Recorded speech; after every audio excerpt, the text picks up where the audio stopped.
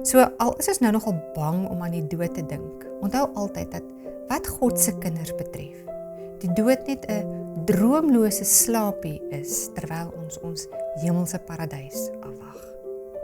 En dit is hoekom Martin Luther gesê het, en ek vertaal dit vir jou.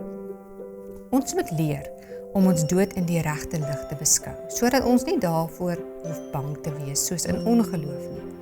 Want in Christus is dit inderdaad nie die dood nie, maar wel 'n soet en kort slaap, wat ons bevry van hierdie dal van trane, van die sonde en van die vrees en uiterste van die werklike dood, en van al die ongeluk van hierdie lewe.